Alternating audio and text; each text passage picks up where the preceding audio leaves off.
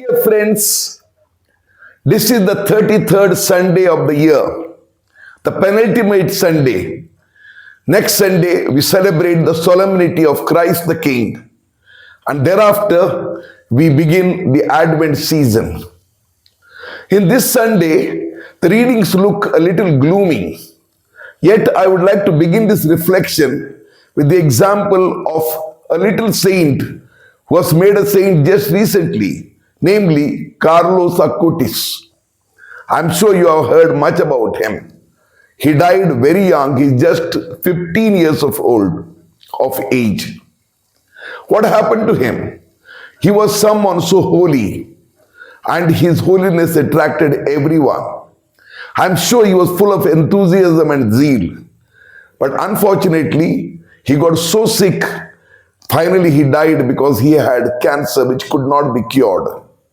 But yet, what was seen was that he did not lose his zeal till the end. Rather, he was telling his parents, don't worry about me. I'm going to Jesus. Yes, that is the bharosa, that is the faith he had in God. Dear friends, this Sunday, usually we think of the end of the world, what we call the apocalypse. And sometimes we think that people feel that nothing is going to last forever. And that is exactly the truth. Yet, despite of that, the readings tell you something else. Not hopelessness, but hopefulness.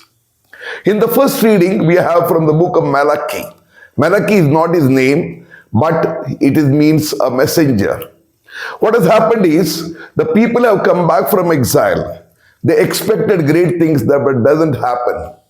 Why? Because there is so much of discrimination against the poor people.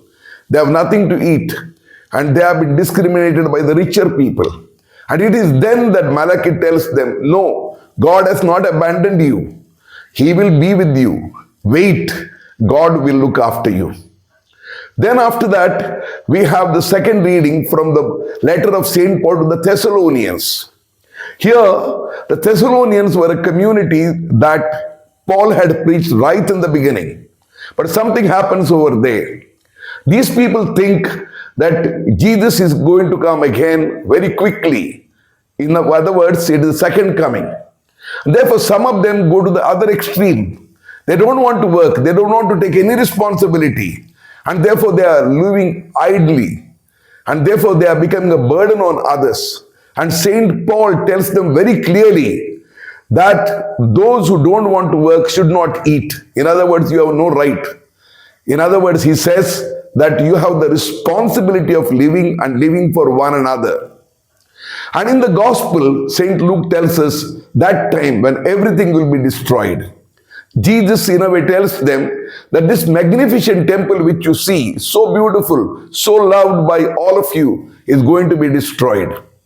People don't want to believe that because they loved their temple, it was everything for them. And yet, my dear friends, that is exactly the reality of the world. The world is what we call Sharnabangur. In other words, it is not going to last forever. Neither my body, nor the world, nor anything. It will all disappear. But that doesn't mean we should be hopeless. Why? Because despite of all that, we can relive. Because God recreates everything. There is hope in our heart. We see in this today's world a different type of world. You remember, there were days when people did not have much to eat. There were days people did not get jobs. There were days people did not have big degrees. Yet, every family tried to live and they were still happy. But today we see people are committing suicide just for an ordinary reason. There's no reason sometimes whatsoever. Because they don't have that Shakti within them. प्यारे भाइयों और बहनों, आज हमें प्रभु बताता है कि हम में वह शक्ति होनी चाहिए, हमारे मन में एक भरोसा होना चाहिए जिसमें हम ईश्वर पर भरोसा रखते हैं, क्योंकि ईश्वर हमें छोड़कर कभी नहीं जाता, क्योंकि ऐसा कहीं भी नहीं होता जहां पर सब कुछ सही हो, चाहे वो कितना ही बड़ा आदमी क्यों ना हो, चाहे राष्ट्र हो या कोई फैमिली हो, परिवार हो, सब जगह पर प्रॉब्लम्स होते ही हैं। लेकिन जो लड़ सकता है, जो आगे बढ़ सकता है, उसके साथ ईश्वर उसके साथ रहता है। This is exactly what we got to learn. that the end of the world is going to come, but not tomorrow or day after tomorrow. We don't know. Jesus doesn't predict anything, but he cautions us, don't be slack. Be ready for any eventuality. Fight it out. Have the courage. Friends, you know, when you see persons like Paul, he fought hard. He knew someday he would be killed. But yet, at the end of his life, he says, I have run the race. I have kept the faith.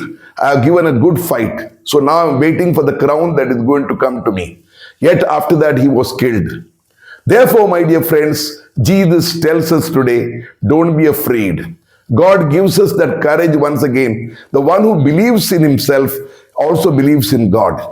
And therefore, as we are ending this liturgical year, let us end with hope in our heart. Hope because God has not abandoned anyone and he will not abandon us either. Whatever may be the situation, maybe that we are failing in the examination, maybe we are getting sick, maybe the family is not in good condition. In spite of that, if you wait for some time, we will see that God walks with us, he protects us, he guides us, and he guards us. We saw this during the corona season. Many died, but many are alive today. We saw this during the world wars, First and Second World War. Despite of all that may happen, we should believe that God will not forsake us, provided we trust in him, and we know that God will always give us that new life which he will give us in the eternal life, that which we richly deserve when we do our duty worthily. Thank you and God bless you.